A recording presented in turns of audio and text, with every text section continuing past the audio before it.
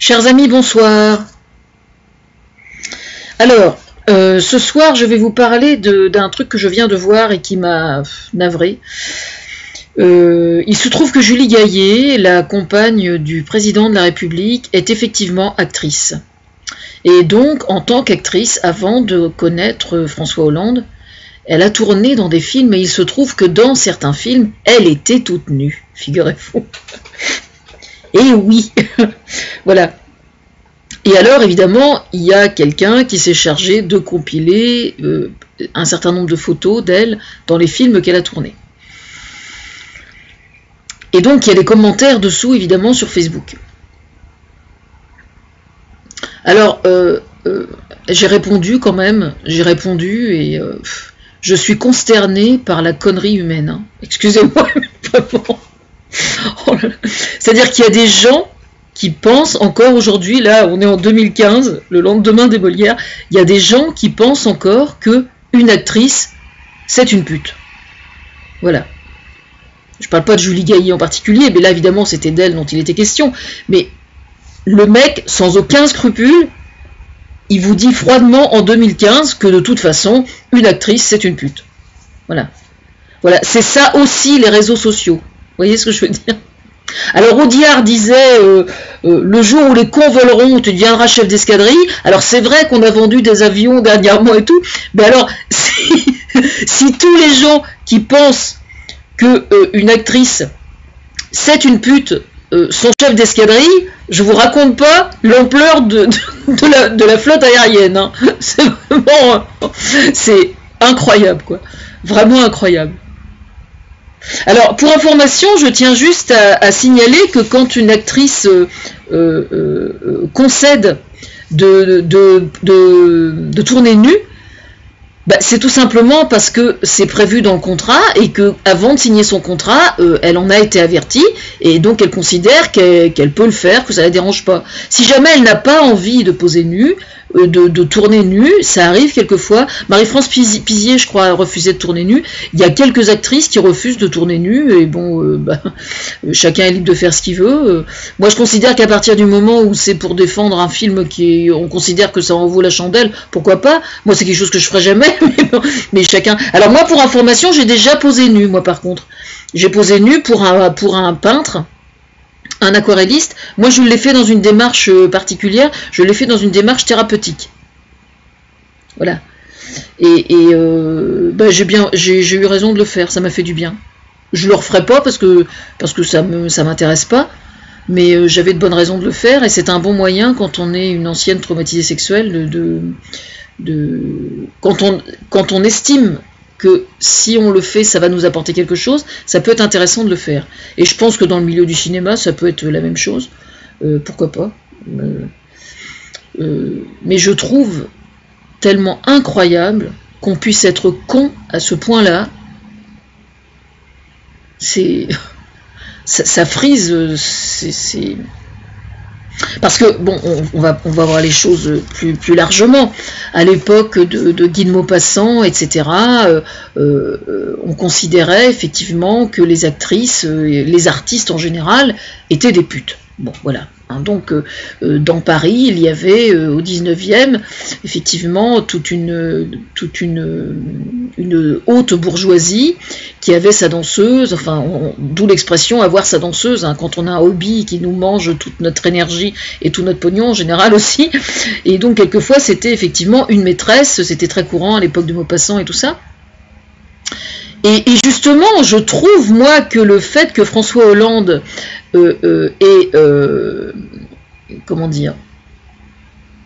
revendique sa liaison avec Julie Gaillet est une forme de courage de sa part. Parce que justement, je ne citerai pas de nom, mais je connais un certain nombre de chefs d'État, bon, on va citer Vladimir Poutine, hein, allons-y gaiement. Dites-vous bien que si Vladimir Poutine, par exemple, avait eu pour maîtresse une actrice, la liaison aurait été entièrement cachée. D'ailleurs là, une sportive déjà, il n'a pas suffisamment de courage pour l'officialiser. Alors c'est vous dire, si ça avait été une actrice, alors là je me demande comment il aurait fait. Hein. Mais dans la majorité des cas, un homme politique qui assume sa liaison avec une actrice c'est un homme courageux. Ça ne fait absolument aucun doute. Voilà. Alors, pour information, hier soir, il y avait les Molières. Alors, je vais en parler de façon, comment dire, je vais pas détailler, quoi. Bon. Moi, je suis l'inspiratrice de plein de gens dans le milieu du cinéma, dans tous les milieux culturels, et donc dans le milieu du théâtre aussi. Pour ceux qui ont regardé la soirée hier soir, alors la pièce de théâtre, il y a des petits clins d'œil dans la pièce de théâtre, mais bon, c'est pas important. Mais j'ai trouvé ça vachement bien. J'ai trouvé la pièce de théâtre vraiment excellente, il y a des tas de trucs, enfin c'est un travail super intéressant sur le couple, voilà. Et donc après il y a eu la cérémonie des Molières, et il y a peut-être des gens qui ont trouvé que la cérémonie des Molières était un peu étrange ou un peu tellement décalée que c'était un peu déconcertant. Enfin, si c'est le cas, je comprends parfaitement. Parce que comme je suis l'inspiratrice de plein de gens dans ce milieu-là, et que je suis toujours sous tutelle, et que je suis toujours dans une espèce de cloche de verre, là en Normandie, à ne pas pouvoir aller au théâtre, et ni au cinéma, etc., etc., il se trouve que dans les pièces de théâtre, par exemple, qui ont été récompensées hier, il y avait des trucs probablement où j'étais l'inspiratrice, et je n'ai vu absolument aucune pièce de théâtre. Donc pour moi, c'est une condition de frustration qui est absolument déconcertante. Donc évidemment, du coup, ils ont organisé un peu la cérémonie selon ce point de vue-là, quoi. C'est un peu une façon, un moyen de donner un peu un coup de pied dans la fourmilière. C'est pas une question de mépris hein, de leur part, mais c'est un petit peu ça. Et d'une certaine façon, le fait de donner un coup de pied dans la fourmilière a eu pour effet de transmettre un message qui est tout à fait, que j'ai trouvé moi vraiment interpellant et tout à fait intéressant, qui est de revenir aux essentiels, enfin à l'essentiel on va dire. Donc Jean-Michel Ribes a fait une allocution notamment qui était super intéressante au sujet de Charlie Hebdo, etc. Et alors justement, puisqu'on parle de nudité, je veux parler bien évidemment de la scène de Sébastien Thierry qui est arrivé à poil sur le plateau et qui s'est adressé à la ministre de la Culture. J'ai trouvé ça à mourir de rire. Alors évidemment, je suis pas allée réécouter, hein. J'ai écouté hier soir mais je suis pas allée réécouter. Et il prenait donc la défense des intermittents du spectacle. Et bah oui, évidemment, eux aussi comptent sur moi, évidemment, je vois vraiment pas pourquoi ils feraient exception, franchement, on n'est pas à ça près. Hein. Et donc, c'est intéressant sur le plan de la symbolique parce que, justement, bon, déjà, il a fait une pièce de théâtre dernièrement avec François Berléand, Deux hommes tout nus, je ne sais plus le titre exactement, Deux hommes tout nus, donc qui est passé à la télé dernièrement et que j'avais regardé et j'avais vachement bien aimé. Et c'est vrai que la nudité, par définition, ça renvoie à une image de vulnérabilité avant tout. Donc, pour ça, justement, j'ai trouvé son intervention hier soir, qui était vachement comique, extrêmement parlante et interpellante. Voilà. C'est notamment, effectivement, un clin d'œil aussi au métier de costumière, que moi j'adore, quoi, tout ce qui relève des costumes, enfin tous les petits métiers qui tournent autour du spectacle. Enfin, j'adore les métiers d'art de façon générale et tout ce qui est artisanat, mais le métier de costumier au théâtre, c'est quelque chose de vraiment génial, quoi. Et qu'est-ce que je voulais dire d'autre? Oui, alors donc, si ma mémoire est bonne, il se plaignait auprès de la ministre de la Culture que les auteurs étaient moins bien considérés que les petits métiers qui tournent autour du théâtre. Voilà, donc je n'ai pas la compétence personnellement pour en juger, donc je m'abstiendrai bien d'en juger, mais s'il le dit, ça doit être vrai, parce que je vois pas pourquoi il mentirait, cet homme-là, ce brave homme, que j'adore. Alors, pour être tout à fait honnête, je suis allée rechercher son nom, parce que j'ai pas la mémoire des noms, donc je suis allée rechercher son nom, mais je me souviens très très bien de ce qu'il faisait, notamment à Canal+, il y a un bout de temps, hein, il doit y avoir 5 ou 10 ans, où il était habillé en pull et il jouait le rôle d'un fils de famille avec il y avait le frère, la sœur et puis la mère, je crois, et il jouait des espèces de coincés avec la chemise hyper serrée comme ça. Enfin, c'était des vrais psychopathes, quoi. Moi, j'étais absolument j'adorais ça, je trouvais ça vraiment vraiment génial. Et puis bon, il a fait son chemin depuis, quoi, et je trouve ça vachement bien. Alors pour les Molières, en fait, il y a plusieurs choses qui m'ont vraiment fait, qui m'ont soit énormément touché, soit interpellé. Alors déjà le dialogue entre Molière, enfin entre Jean-Baptiste Poquelin et Jean-Baptiste Poquelin, enfin entre Molière et Molière, pour comment dire, remettre dans le contexte historique le rôle même de l'auteur de théâtre et de l'acteur.